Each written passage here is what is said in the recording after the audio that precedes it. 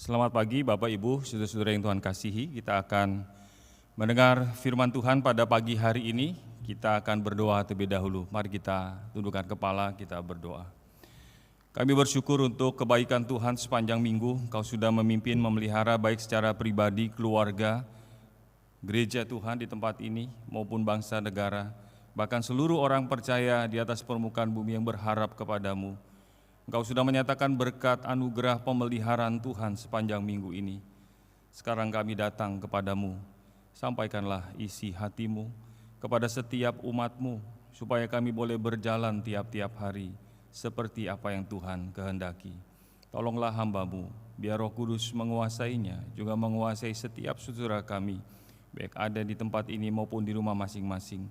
Agar setiap kami tidak ada yang kehilangan berkat-Mu. Di dalam nama Tuhan Yesus kami berdoa.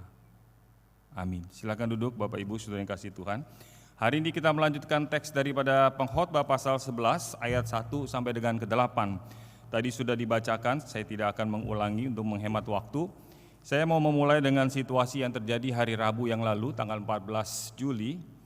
Ada peristiwa banjir bandang diakibatkan oleh hujan yang begitu deras yang tidak pernah terjadi. Seorang warga mengatakan setelah 80 tahun dia hidup, di Eropa tidak pernah terjadi, ini terjadi di Eropa, peristiwa hujan yang begitu deras sepanjang malam dan menyebabkan banyak sungai-sungai di Eropa meluap dan mengakibatkan banjir yang sangat besar dan dalam hitungan sangat singkat menghanyutkan mobil, menghantam rumah dan menimbulkan banyak bencana. Angela Merkel berkata bahwa ini merupakan sebuah bencana bagi Jerman khususnya, karena yang meninggal 100 orang lebih, termasuk di Belgia, juga di negara Belanda sekalipun, juga banyak orang mengungsi sampai ke Luxembourg, sampai ke Switzerland. Saudara yang kasih Tuhan, yang menarik yang ketika saya memperhatikan para pakar berkata bahwa kita harus belajar menyesuaikan diri dengan perubahan iklim, new normal yang terjadi, yang ada di Eropa. Saudara yang kasih Tuhan, saya yakin bukan hanya di benua Eropa, tapi di benua-benua lain pun terjadi begitu banyak perubahan-perubahan yang sangat drastis dari cara manusia hidup dengan memakai efek rumah kaca. Kalau di dalam arsitektur itu ada pengaruh dari efek bangunan rumah kaca menimbulkan panas dan membuat pemanasan global, sehingga suhu katanya, para ahli berkata meningkat 1-2 derajat, sehingga menimbulkan banyak gejala-gejala kelainan-kelainan di dalam alam. Nah, dia katakan kita tidak tahu, kata komentar seorang ahli tata air, kita tidak tahu kapan hujan deras yang akan meluapkan sungai-sungai itu terjadi, mengakibatkan banjir bandang yang mampu menghanyutkan mobil, memporak-porandakan bangunan serta menewaskan lebih dari 100 orang dan ribuan orang mengungsi. Tidak pernah terpikir oleh mereka. Hari ini ketika saya melihat berita hari Rabu yang lalu dan sampai sekarang masih terus diusahakan evakuasi dan perbaikan, begitu banyak kerusakan, ada jalan yang patah karena air yang begitu deras. Saudara, saya mau ajak saudara melihat dari teks Pengkhotbah pasal 11 dengan tema melemparkan roti ke air. Lemparkan rotimu ke air. Apa maksud bagian firman Tuhan ini? Saya mau sampaikan beberapa poin yang penting. Yang pertama, perhatikan di ayat 1-2 pasal 11. Ada ketidaktahuan dan ketidakpastian dari manusia akan hari depannya. Saya membacakan, saudara bisa mengikuti, bahkan bisa bersama-sama dengan saya membaca ayat 1 dan 2 sekali lagi. Lemparkan rotimu ke air, maka engkau akan mendapatnya kembali lama setelah itu.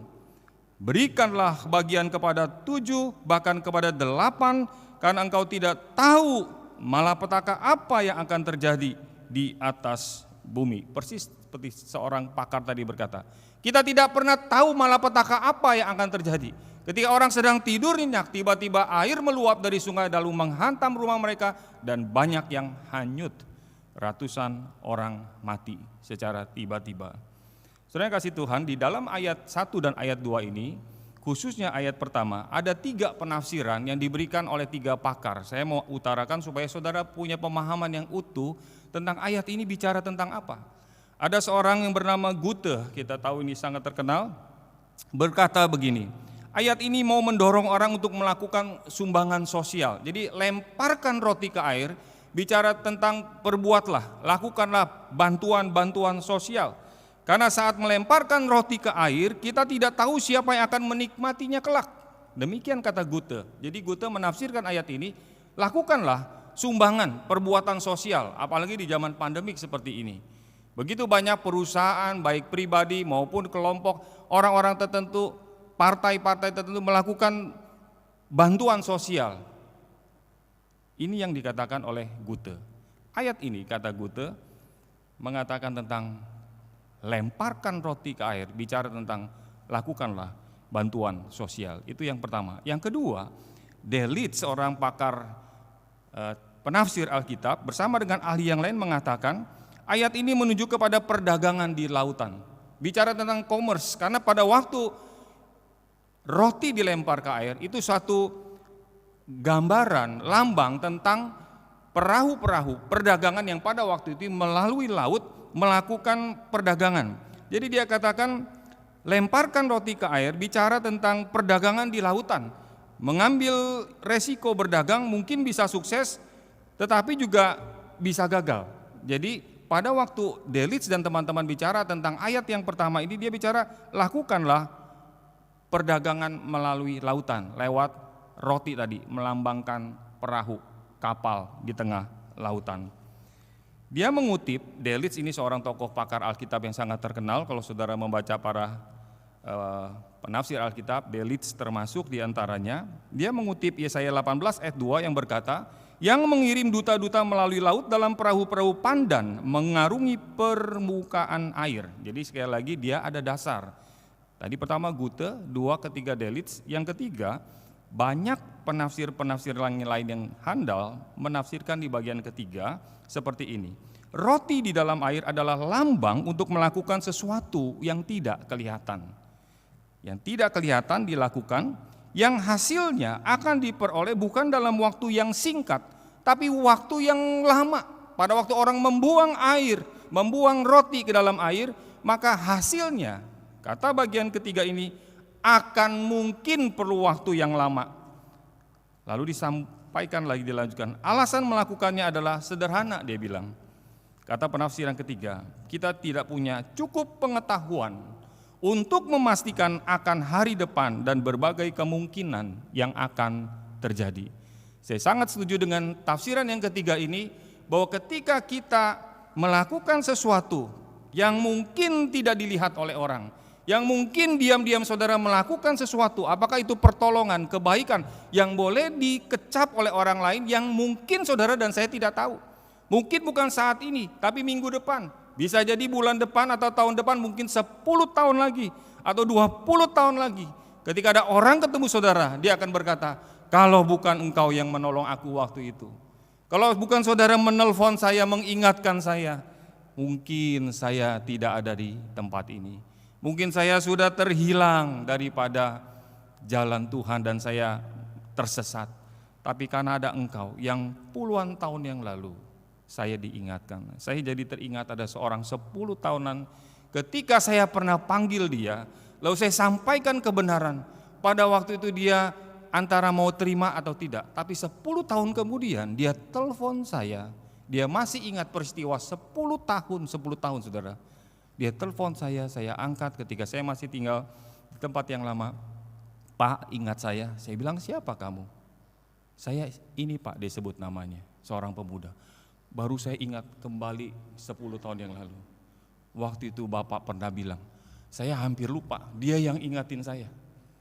Benar Pak, apa yang Bapak sampaikan. Sekali lagi saudara, tafsiran yang ketiga ini, tentang ketika lemparkan roti ke air, bicara tentang hasil yang mungkin lama, yang saudara mungkin tidak tahu hasil itu dikecap, dinikmati oleh siapa. Itu sebab Pengkhotbah pasal 10 ayat 14b berkata di bagian yang lalu, dan siapakah yang akan mengatakan kepadanya apa yang akan terjadi sesudah dia? Siapa yang bisa mengatakan kepada saudara, kepada saya, apa yang akan terjadi esok hari, minggu depan, bulan depan? Orang berpikir 2021 bulan Juni selesai urusan pandemik COVID-19. Gak taunya justru bulan Juni masuk bulan Juli, Indonesia menjadi nomor 1 di dalam kasus penularan karena varian Delta. Belum ada tahun lalu, gak ada yang tahu. Itu sebab pengkhotbah pasal 10 di bagian yang dikatakan ayat 14b benar. Siapa yang akan mengatakan kepadanya apa yang akan terjadi sesudah dia? Gak ada yang tahu. Apa yang akan terjadi gak ada yang tahu. Siapa yang mau kasih tahu? Gak ada yang tahu.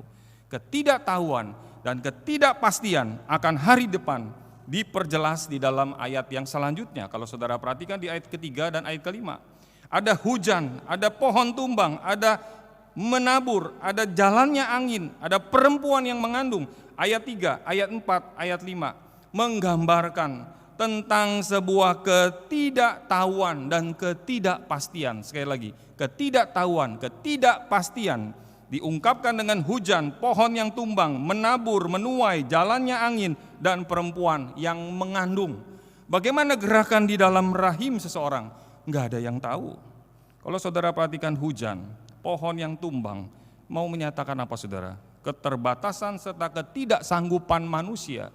Manusia sangat terbatas, manusia tidak sanggup mengetahui, bahkan untuk bertindak, mengantisipasi. Lalu orang banyak berkomentar, para ahli berkomentar, mesti dikasih alarm lagi yang lebih banyak, supaya orang tahu kalau air sungai sudah meluap, banjir akan datang. Mereka diberikan alarm yang begitu canggih supaya bisa memberitahu mereka. Karena belum semuanya tercover dengan alarm seperti itu. Tapi siapa yang tahu kalaupun sekalipun sudah ada alarm, tiba-tiba begitu dalam hitungan detik air begitu deras menghanyutkan bahkan mobil dan rumah. Saudara yang kasih Tuhan, bagian ini mengingatkan manusia kepada apa? Malapetaka, hal-hal buruk yang tak terhindarkan. Malapetaka, hal-hal buruk, inevitable evils artinya kejahatan, malapetaka yang tidak dapat dihindari, bisa menimpa manusia. Lalu pengkhotbah selalu mengungkapkan di tadi ayat 3, ayat 4, ayat 5. Engkau tidak tahu, engkau tidak sanggup, sekalipun engkau tahu sekalipun bahwa akan ada bencana, akan ada malapetaka, manusia diberikan keterbatasan oleh Tuhan supaya manusia akhirnya menyadari siapa aku, siapa Tuhan. Bagaimana aku memahami pekerjaan Tuhan yang begitu besar di dalam dunia ciptaan, dan kita ada di dalam dunia ciptaan Allah. Mari kita baca Mazmur 139 ayat 14 sampai 16 bersama-sama. Setiap kali saya baca bagian ini, kalau saudara baca sungguh-sungguh bagian ini, pasti kita dapat memahami bagian daripada apa yang dimaksudkan oleh pemazmur ketika dia menuliskan Mazmur 139 ayat 14 sampai 16. Saudara yang sudah punya anak, sudah berkeluarga tahu, ketika istri kita hamil, kita melihat bagaimana di dalam rahim seorang ibu, istri kita ada kehidupan. Atau kalau saudara yang masih pemuda remaja yang belum menikah, yang belum tahu namanya mengandung, saudara pun tidak pernah ada di dalam rahim seorang ibu. Kita baca bersama-sama apa yang dikatakan pemazmur dalam Mazmur 139 ayat 14 sampai 16. 1, 2, 3. Aku bersyukur kepadamu oleh karena kejadianku dahsyat dan ajaib. Ajaib apa yang kau buat, dan jiwaku benar-benar menyadarinya. Tulang-tulangku tidak terlindung bagimu ketika aku dijadikan di tempat yang tersembunyi, dan aku direkam di bagian-bagian bumi yang paling bawah. Matamu melihat selagi aku bakal anak, dan di dalam kitabmu semuanya tertulis hari-hari yang akan dibentuk sebelum ada satu pun daripadanya. Saudara perhatikan, aku bersyukur kepadamu Tuhan karena kejadianku, pembentukan di dalam rahim, tulang-tulangku yang bertumbuh, tidak ada yang tahu. Engkau yang membentuk aku, dahsyat dan ajaib. Ajaib apa yang kau buat, dan jiwaku benar-benar menyadarinya. Kemarin ada seorang kasih saya lihat anaknya yang sudah berusia 6 bulan. Aduh lucu sekali, saya bilang itu, saya ingat anak saya waktu seusia gitu. Iya Pak, rambutnya berdiri seperti singa. Ya nggak apa-apa, kalau perempuan rambutnya berdiri mungkin nanti rambutnya tebal. Anak-anak saya dulu begitu. Lucu, nggak berasa Pak, sudah 6 bulan. Saudara, apa yang saya mau katakan adalah begitu ajaib Tuhan membuat, dari tidak ada menjadi ada. Allah mencipta dari yang tidak ada menjadi ada. Pada waktu sudah ada dalam rahim, maka kita tidak bisa mengatur bagaimana membentuk tulang, bagaimana jantung, bagaimana paru-paru, bagaimana kaki bisa bertumbuh sampai lahir seorang bayi. Salomo mengingatkan di dalam ayat 3, 4, ayat kelima tadi tentang pekerjaan Tuhan yang diakhiri dengan bagaimana kamu melihat pekerjaan Allah, khususnya di dalam kandungan seorang perempuan yang sedang hamil, yang sedang mengandung. Waktu saya saudara perhatikan ayat 3, ayat 4, ayat 5, apa yang mau disampaikan oleh Salomo? Penafsir berkata dari ayat 1, ayat 2, 3, 4, 5, 6. 6 ayat ini merupakan satu kesatuan yang mengungkapkan akan ketidakmampuan manusia dalam mengendalikan hari depannya. Mau menekankan kurangnya pengetahuan saudara dan saya, manusia, untuk bisa mengendalikan kematian. Sudah tidak tahu, juga tidak sanggup. Akan bencana dan juga akan kematian yang satu hari datang kepada manusia. Itu sebab di ayat 6b, disimpulkan di sana. Perhatikan ayat 6b, karena engkau tidak mengetahui. Karena engkau tidak mengetahui apakah ini atau itu yang akan berhasil, atau kedua-duanya sama baik. Jadi waktu Salomo memberikan uraian dari ayat 1 sampai ayat 6, dia tutup dengan ayat 6b, karena dari semua uraian tadi di atas engkau tidak mengetahui apakah yang ini ataukah yang itu yang akan berhasil, atau kedua-duanya sama baiknya. Saya kasih Tuhan, akibat ketidaktahuan manusia akan apa yang akan terjadi di hari depannya bisa menimbulkan respon reaksi yang berbeda. Kalau saudara tidak tahu dengan pasti 100% apa yang akan terjadi, orang bisa kira-kira, orang bisa melakukan penilaian, perencanaan, mana kekuatan, mana kelemahannya, boleh menganalisa silahkan. Tapi percayalah, manusia tidak akan pernah bisa tahu 100%. Mungkin 90% bisa bangga, tapi jangan lupa ada 10% yang manusia tidak tahu. Sudah direkayasa, sudah ditebak-tebak pasti tsunami 1 meter. Orang Jepang berpikir begitu. Tahunya terjadi tsunami yang lalu itu 3 sampai 5 meter. Banyak teknologi yang canggih sekalipun tidak sanggup melawan realita ketidakpastian, kekurang pengetahuan dari manusia. Itu sebab kalau saudara melihat ini semua, maka orang akan berespon 2. Yang pertama, kalau begitu buat apa? Buat apa saya melakukan ini dan itu? Lebih baik saya pasif, lebih baik saya jadi manusia yang diam diri saja. Saya tunggu yang pasti baru saya mau melakukan sesuatu. Kalau saudara punya prinsip seperti itu, hal itu tidak akan pernah ada di dalam dunia. Enggak ada orang yang bisa tadi memastikan 100%. Oh Pak, dia hebat, dia pakar, dia canggih Pak. Oke, berapa persen? Mungkin 90%, mungkin 95%, mungkin 99,9999, tidak mungkin 100%. Kenapa? Alkitab sudah mengatakan, realita hidup manusia mengatakan tidak mungkin. Jadi kalau orang bilang aku mau sampai yang pasti, benar-benar pasti, baru saya mau bertindak. Saudara, enggak mungkin. Saudara dan saya bisa menjadi manusia yang bodoh karena melawan apa yang Tuhan tetapkan.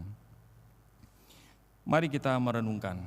Kita termasuk kelompok yang pertama, yang takut ini, takut itu, takut angin, takut ini, takut itu, lalu kita diam diri saja, enggak mau apa-apa. Di bagian pertama ini bukan berarti kita mau jadi orang yang nekat. Karena Alkitab juga mengajarkan bagaimana seorang merencanakan ketika membangun menara. Tuhan Yesus berkata, kalau engkau membangun menara, engkau pasti hitung dulu RAB, rencana anggaran biaya, anggarannya berapa. Supaya kalau kamu membangun, jangan kamu sampai stop baru 30%, baru setengah 50%, lalu kamu stop. Kenapa?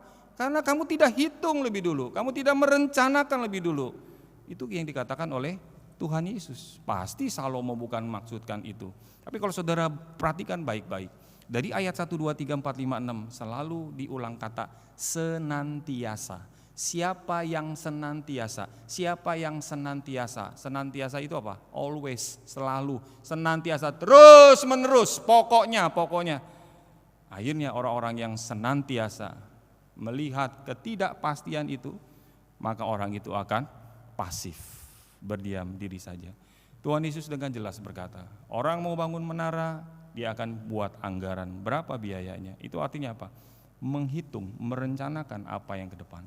Kalau orang mau berperang, seorang raja yang mau berperang, Tuhan Yesus berkata, raja itu akan menghitung kekuatan di dalam negerinya, berapa pasukan yang dia miliki, berapa pasukan musuh. Kalau kami berperang, kalau bangsa kami berperang, kerajaan kita berperang, dan kerajaan itu siapa yang akan menang, siapa yang lebih kuat. Kalau dia lebih kuat, kita kecil, maka kita menyerah saja, bikin perjanjian damai, lebih aman. Itu yang dilakukan oleh raja yang bijak. Tuhan Yesus mengajarkan, bukan berarti orang harus jadi orang yang nekat. Ada perhitungan, ada perencanaan, ada hikmat yang Tuhan berikan kepada manusia. Tapi persoalannya adalah, sekali lagi, kalau kita mau mengharapkan sesuatu yang sudah pasti 100%, tidak mungkin itu terjadi. Itu sebab pilihan yang kedua adalah, saya mau tetap aktif. Saya mau tetap bergerak bersama dengan Tuhan. Saya mau tetap bekerja, melakukan bagian saya di dalam Tuhan. Walaupun saya tidak tahu secara pasti apa yang akan terjadi di hari depan. Saya tidak tahu pasti apa yang terjadi dengan anak saya di kemudian hari. Saya tidak tahu pasti dengan hidup saya, kesehatan saya, apakah saya akan kena positif COVID. Harap tidak terjadi. Tapi saya sudah berusaha menjaga kesehatan. Kita pakai double masker, kita berusaha jaga kesehatan, kita berolahraga, makan yang baik. Dari berbagai orang-orang yang kena positif, saya selalu bertanya, apakah ada penyakit penyerta? Saya selalu tanya begitu. Rata-rata, mayoritas. Ini baru beberapa hari yang lalu, seorang teman bercerita di daerah tempat kami pernah mengadakan seminar. Saya tanya, sekarang dia sudah hampir 2 minggu dirawat. Dia masih komunikasi dengan WA pada saya. Saya tanya, apakah keadaan kamu sekarang baik-baik saja? Saya pakai bantuan oksigen. Dia bilang, pakai bantuan oksigen. Lalu bagaimana? Kalau duduk Pak, kalau dibuat duduk, napas sesek Pak. Jadi mesti tiduran, baru lebih enak. Tapi ternyata saudara, saya 1-2 hari yang lalu dengar kabar, tepatnya kemarin, seorang teman yang satu kampung dengan orang ini, satu tempat asal di daerah, sudah disuruh pulang. Lalu ketika ada di rumah, teman ini cerita sama saya, Pak, itu rekan kita yang begitu rajin, sekarang sedang sesak di rumahnya. Lah saya bilang, kenapa disuruh pulang kalau masih sesak? Mungkin oksigen banyak dibutuhkan orang lain. Lah dia sedang butuh oksigen. Kenapa disuruh pulang? Sekarang lagi sesak napas. Saudara bayangkan, baru usia 36 tahun. Sekarang sedang bergumul untuk urusan itu. Di tengah-tengah situasi seperti ini, saya tanya, pada waktu 4 hari yang lalu, kamu ada penyakitnya? Kenapa kok kamu bisa di usia 36 bisa seperti itu, sesak nafas? Saya tahu saudara, ada orang yang tidak ada sakit apapun bisa kena. Tapi kebanyakan, sekali lagi tapi kebanyakan, yang saya tanya mungkin saudara bisa tanya, apakah orang ini benar-benar tidak ada penyakit atau memang ada penyakit bawaan? Lalu dia dengan jujur berkata, baru umur 36, iya Pak, saya ada darah tinggi, ada kolesterol, ada penyakit-penyakit yang lainnya. Gula tinggi dan sebagainya. Itu darah tinggi. Kalau saudara nanti search di Google tentang pengaruh terhadap kesehatan termasuk pernafasan, pengaruhnya besar. Jadi sekali lagi, kita mesti be wise, harus bijaksana melihat setiap situasi keadaan. Kalau kita tidak bertindak, juga masalah. Kalau bertindak sembarangan juga masalah. Itu sebab saya katakan mari kita bertanggung jawab. Ketika kita mau tetap Tuhan di tengah-tengah ketidakpastian situasi seperti ini, apa yang saya harus lakukan? Minta hikmat dari Tuhan. Apakah memang itu yang harus saudara dan saya kerjakan? Kalau memang harus saudara dan saya kerjakan, bawa di dalam doa baik-baik. Dengan segala pergumulan konsekuensi yang kita tidak pernah tahu apa yang ada di depan. Ini yang menjadi PR buat kita, saudara dan saya. Ketika kita tidak tahu secara pasti, ini sebuah realita, tapi kita harus bertindak atas ketidakpastian itu. Mari kita merenungkan baik-baik dalam diri kita. Apa urgensinya kita melakukan itu?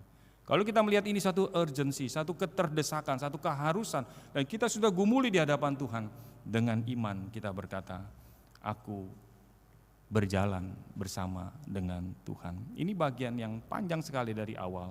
Bagaimana saudara melihat ayat 1 sampai dengan ayat ke-6. Di bagian lain, ada seorang berkata khususnya di ayat kedua, ini bicara tentang taking risk, bicara tentang bagaimana mengambil sebuah resiko. Ada possibility of loss or injury, ada kemungkinan kehilangan atau cedera. Di dalam ayat yang kedua, berikanlah bagian kepada 7, bahkan kepada 8 orang, karena engkau tidak tahu malapetaka apa yang akan terjadi di atas bumi. Ada penafsir bilang ini ayat 2, bicara tentang kasih bagian kepada ke-7, kepada ke-8. Ada penafsir pertama bilang ini Salomo sedang menasihatkan untuk melakukan penyebaran resiko, distributions of risk, penyebaran resiko. Ada peribahasa, baik di dalam bahasa Inggris maupun bahasa Indonesia yang berkata, jangan menaruh telur di satu keranjang. Saudara pernah dengar peribahasa itu? Jangan taruh telur, semua telur dalam satu keranjang. Bicara apa? Kalau dalam dunia bisnis bicara tentang investasi. Kalau kamu mau investasi, keuangan kamu jangan satu tempat, satu sektor, di beberapa tempat. Ini ada penafsir berkata, ini Salomo sedang bicara tentang investasi, tentang jangan menaruh telur di satu keranjang. Bicara tentang prinsip keuangan.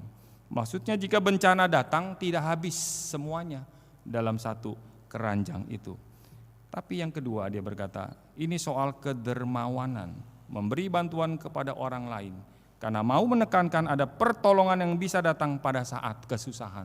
Kalau saudara bantu si A, bantu si B, bantu si C, bantu si D, 7 orang, 8 orang, pada waktu saudara susah, menurut tafsiran yang kedua ini, maka ada orang-orang yang dulu pernah saudara bantu. Dulu saudara pernah tolong dia, sekarang dia ingat. Pak, Bu, ingat gak? Kalau saya perhatikan ini, memang ini ada hikmat yang Tuhan berikan secara umum. Ingat tentang Ayub. Ketika Ayub di akhir pasal Ayub ditulis di sana, ketika Ayub susah, menderita, dan akhirnya dia dipulihkan oleh Tuhan, Tuhan tuh tidak panggil burung gagak untuk kirimin emas, kasih cincin, kasih apa, enggak. Tuhan pakai apa? Pakai manusia, orang-orang, teman-teman, sahabat yang pernah ditolong oleh Ayub. Satu persatu datang pada Ayub. Ayub, dulu waktu kamu kaya, dulu waktu kamu sukses, dulu waktu kamu diberkati, aku sudah mendapatkan berkat darimu, pertolonganmu. Sekarang aku sudah maju. Nah sekarang aku datang, kasih ini, kasih itu. Itu yang dipakai oleh Tuhan. Ini tafsiran yang kedua. Tentang kasih ke-7, kasih ke-8, artinya ke berbagai tempat dan posisi. Saudara yang kasih Tuhan. Jadi kita mesti bagaimana? Bagaimana kita menafsir bagian yang kedua ini? Ketika saya membaca dan merenungkan, bergumul dan berdoa, saya tertarik untuk bagian yang kedua yang saya mau sampaikan. Melihat secara utuh bahwa Salomo memang saya yakin ada bicara tentang hikmat yang bisa diterapkan untuk di dunia ini. Tapi Salomo bukan hanya bicara tentang dunia ini, tapi dunia yang akan datang. Ini bagian kedua, bagaimana melihat dunia. Bagian kedua ini kita diajak Saudara jangan hanya pikir dalam jangka pendek. Hidup di dunia ini 70 tahun, 80 tahun, 90 tahun sudah begitu banyak kesulitan, kesukaran, tapi Salomo bicara jangka panjang.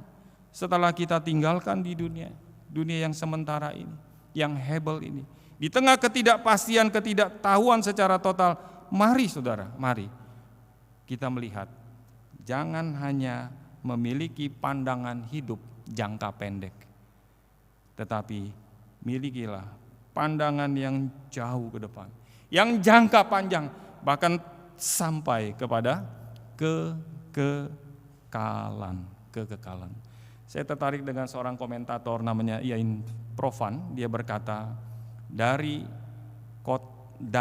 taman, from a garden, dari sebuah taman, di dalam Kejadian pasal 1 ayat 3, kan awalnya dari taman, to a city, yaitu kota sorgawi. Wahyu pasal 21, from a garden to a city. Saudara punya perspektif pandangan seperti itu enggak? Seperti yang dikatakan Alkitab. Alkitab diawali kitab Kejadian dari sebuah taman, nanti akan diakhiri di kitab Wahyu dengan sebuah, bukan taman lagi, tapi kota, yaitu apa? Kota Yerusalem yang baru. Artinya apa? Artinya mari kita melihat kehidupan kita, jangan hanya di sini, tapi di sana. Jangan hanya sekarang, tapi nanti kekekalan. Jangan hanya jangka pendek, tapi jangka panjang, bahkan sampai kekekalan. Waktu saya renungkan bagian ini, saya sangat bersyukur kepada Tuhan. Benar Tuhan, benar. Ketika kita ada di dalam dunia ini, jangankan sampai 70 tahun. Ini pandemi Covid ini merenggut nyawa bukan hanya orang-orang yang usianya 70, 80 dulu ditakutkan seperti itu. Beberapa waktu yang lalu ada saudara-saudara mengirimkan saya berita tentang temannya yang usia 34 tahun, kirimkan ke saya fotonya, meninggal. Saya tanya apakah ada penyakit penyerta. Setahu saya sih enggak ada Pak, cuma orangnya memang agak gemuk sedikit. Terus dia kirimkan ke saya, aduh mengenaskan. Kirimkan lagi foto ekskavator, saudara tahu ekskavator? Yang bagian keruk itu. Jadi kuburnya bukan pakai orang gali, keruk udah gak keuber manusia gali. Udah kecapean orang gali 24 jam untuk gali kubur gitu. Bahkan saya dikirimkan WA video, ada orang-orang di daerah tertentu rawa kucing sana, sampai kuburnya kremasi seadanya aja, pakai apa adanya, pokok kayu dibakar, mau berapa jam terserah lah, ngantri itu. Ngeri saudara, mengenaskan. Jadi saudara, di dalam kesementaraan hidup kita, kalau bukan kita mengharapkan tubuh kebangkitan, lalu saya katakan kepada teman yang kirimkan berita ini, mari kita ingat bahwa tubuh kita ini memang sementara. Tubuh kita ini fana. Saudara mau olahraga seperti apa juga satu hari akan menjadi lemah.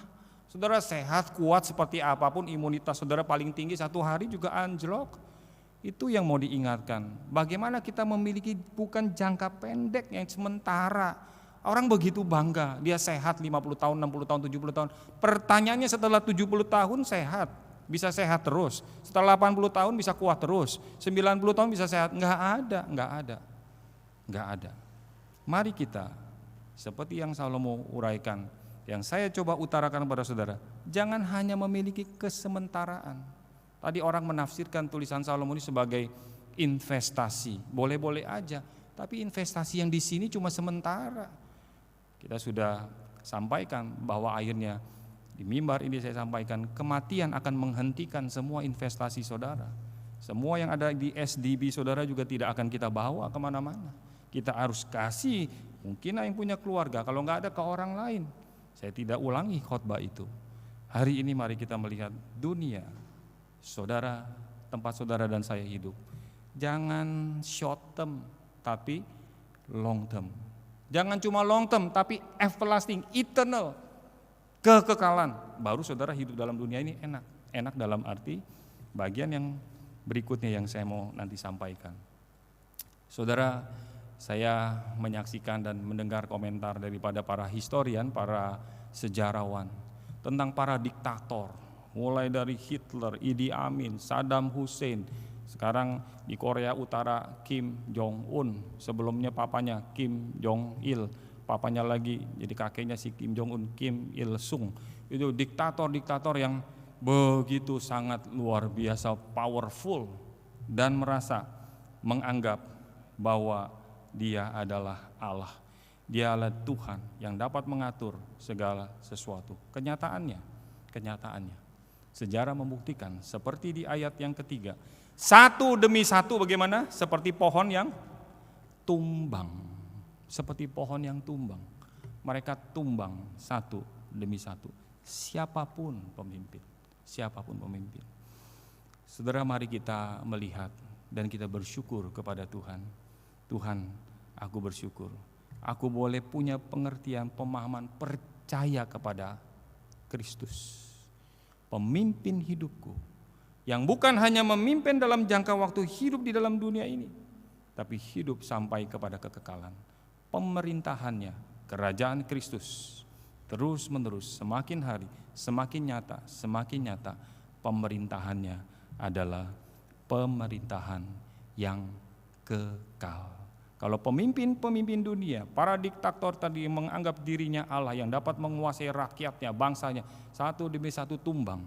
Tapi Kristus justru setelah kematiannya, kebangkitan dan kenaikannya ke sorga, justru dia memegang pemerintahan sampai hari ini.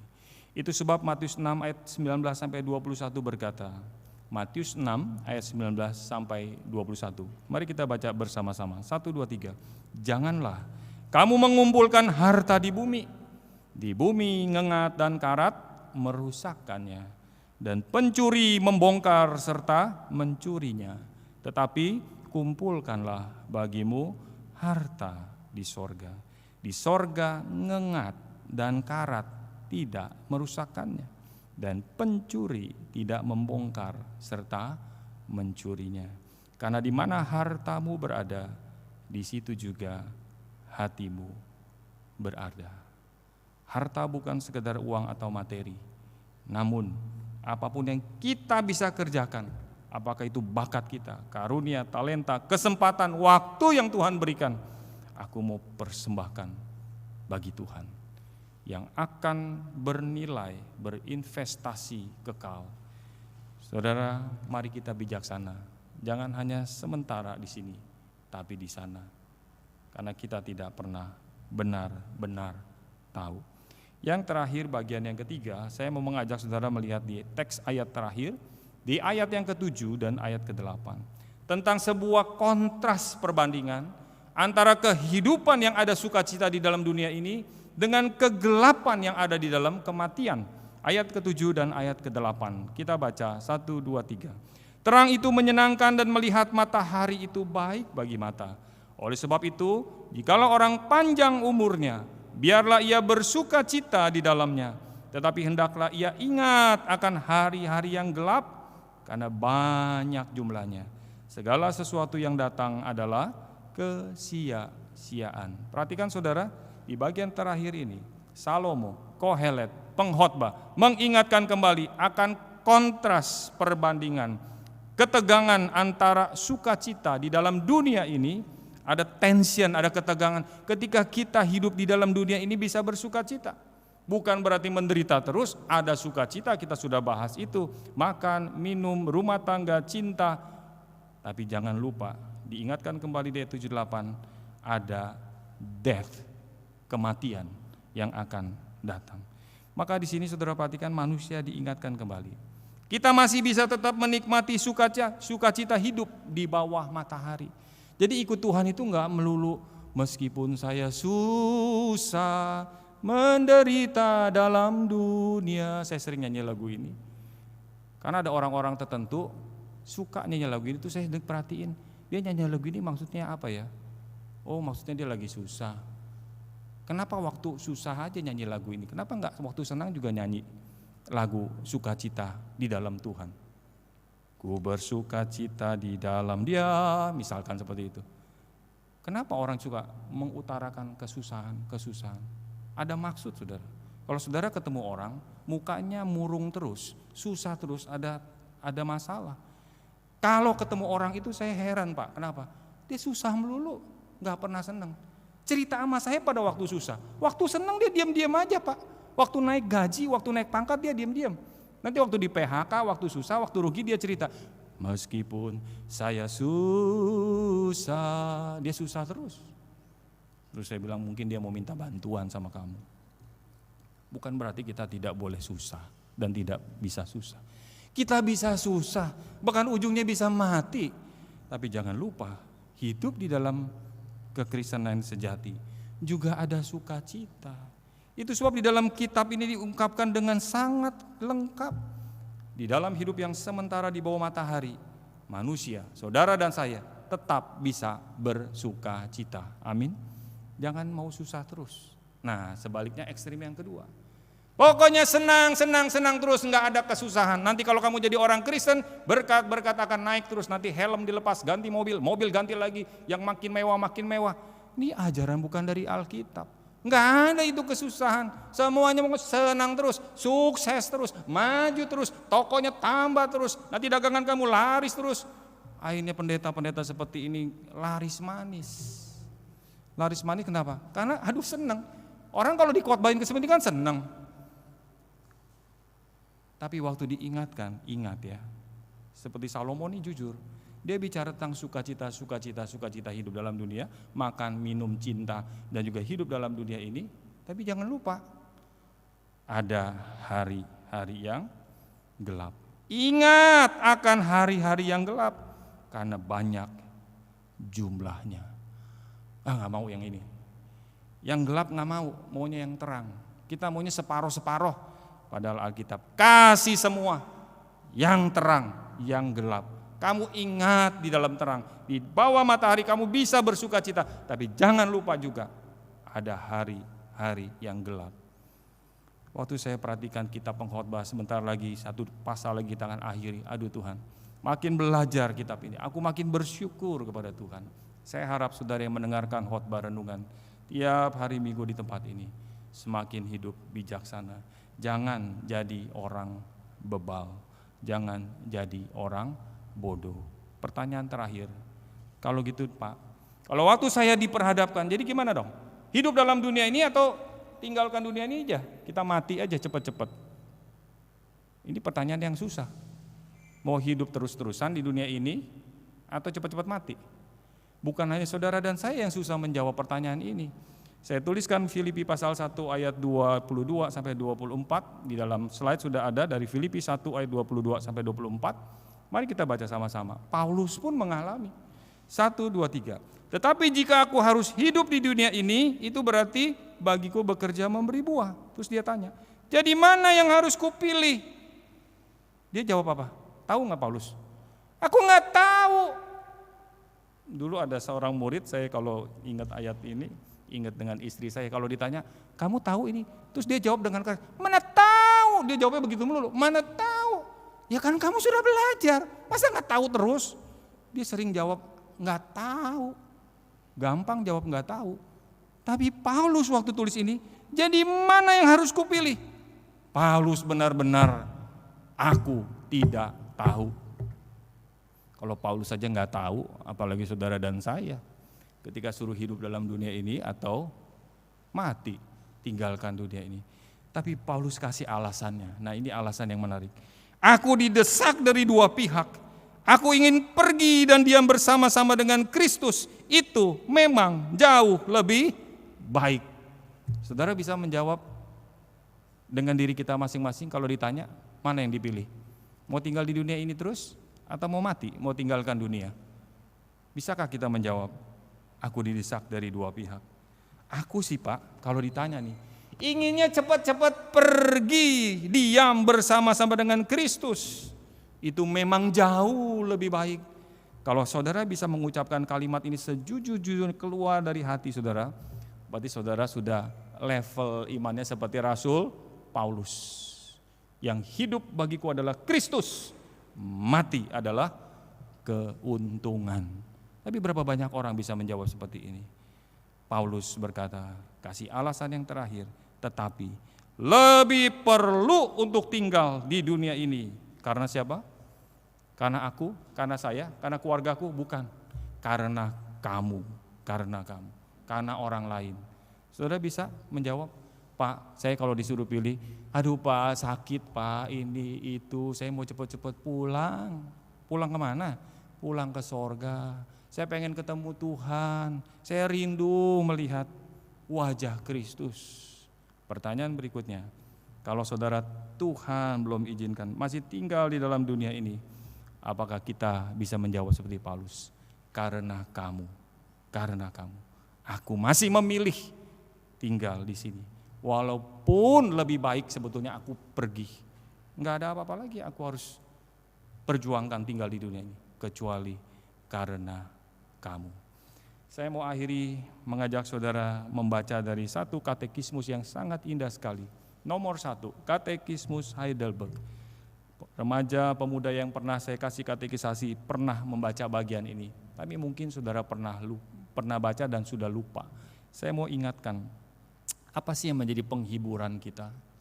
Apakah yang menjadi penghiburan kita waktu kita masih ada di dalam dunia ini? Waktu masih ada di dalam dunia ini. Mari kita baca bersama-sama. Pertanyaan nomor 1 adalah, apakah satu-satunya penghiburan saudara baik pada masa hidup maupun pada waktu mati? Jawabannya apa?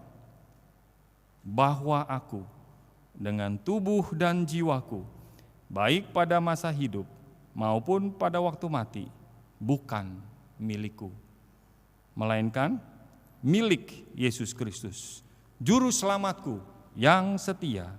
Dengan darahnya yang tak ternilai harganya, Dia telah melunasi seluruh utang dosaku dan melepaskan aku dari segala kuasa iblis, dan juga bagaimana? Memelihara aku, sehingga tak sehelai rambut pun jatuh dari kepalaku di luar apa? Kehendak Bapa yang ada di sorga.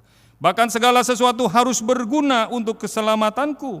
Karena itu juga oleh Roh-Nya yang kudus, Dia memberiku kepastian mengenai hidup yang kekal dan menjadikan aku sungguh-sungguh rela dan siap untuk selanjutnya mengabdi kepadanya.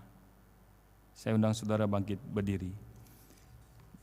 Mari kita bangkit berdiri, saya bacakan sekali lagi. Apakah satu-satunya penghiburan saudara, baik pada masa hidup maupun pada waktu mati? Bahwa aku dengan tubuh dan jiwaku, baik pada masa hidup maupun pada waktu mati, bukan milikku, melainkan milik Yesus Kristus, Juru Selamatku yang setia. Dia yang memelihara aku. Amin. Mari kita berdoa. Kami bersyukur hari ini boleh mendengar uraian firman Tuhan dari Pengkhotbah pasal 11 ayat 1 sampai 8. Bagaimana kami memahami dengan bijaksana, dengan hikmat sorgawi, hidup kami di dalam dunia ini. Hidup kami di dunia yang akan datang, bukan hanya sementara jangka pendek, tapi jangka panjang. Tuhan, berikan kami keberanian untuk bertindak, bukan menjadi bebal, bodoh, nekat, tetapi dengan hikmat sorgawi kami boleh berjalan bersandar bersama dengan Tuhan. Tuhan menyertai setiap pribadi lepas pribadi dalam konteks pergumulan kami masing-masing.